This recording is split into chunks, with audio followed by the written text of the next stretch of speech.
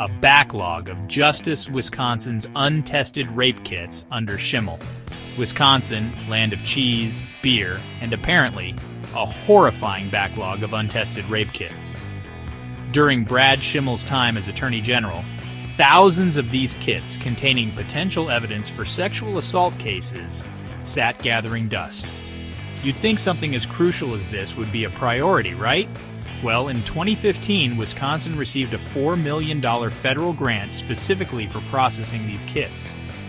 A year later, not a single kit had been tested. Schimel's office blamed delays, claiming the process was more complicated than anticipated. More money was thrown at the problem, another $1.1 million to be exact. And the result? A measly 9 kits processed. Look, I'm no math whiz, but that's over $1 million per kit. For that price, you'd think they'd be hand-delivering DNA results on a silver platter. By the time Schimel left office in 2019, thousands of kits remained untested. This wasn't just incompetence, it was a betrayal of trust, a betrayal of victims who deserved justice, left wondering if their cases would ever see the light of day. The human cost of inaction, why testing rape kits matters.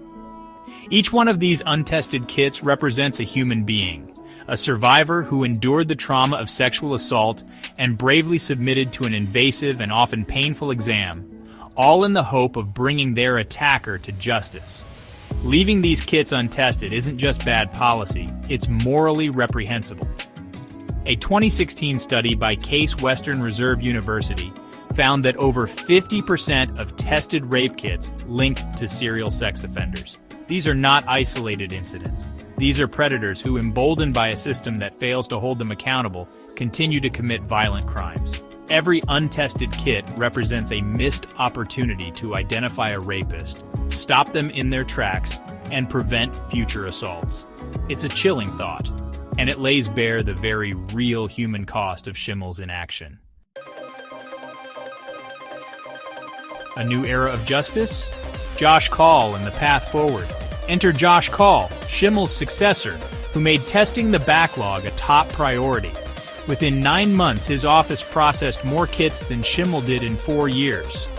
It turns out, when you actually dedicate resources and treat the issue with the seriousness it deserves, progress can be made. Shocking, I know.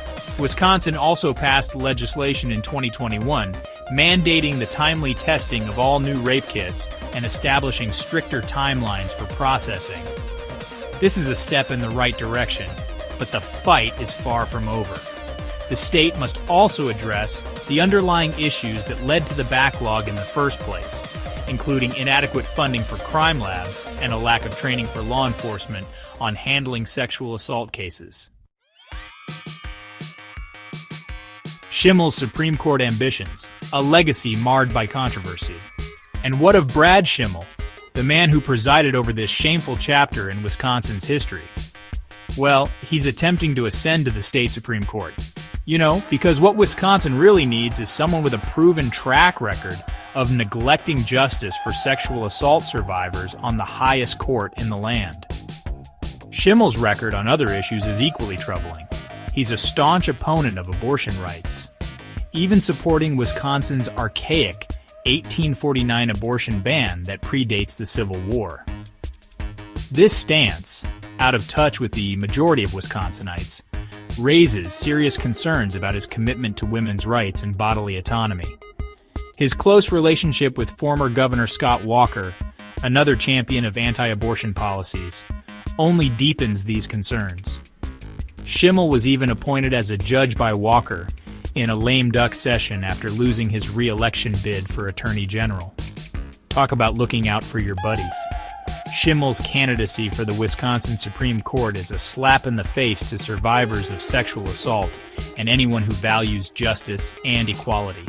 His legacy, forever tainted by the untested rape kit backlog, should disqualify him from holding any position of power, let alone one with such far-reaching consequences.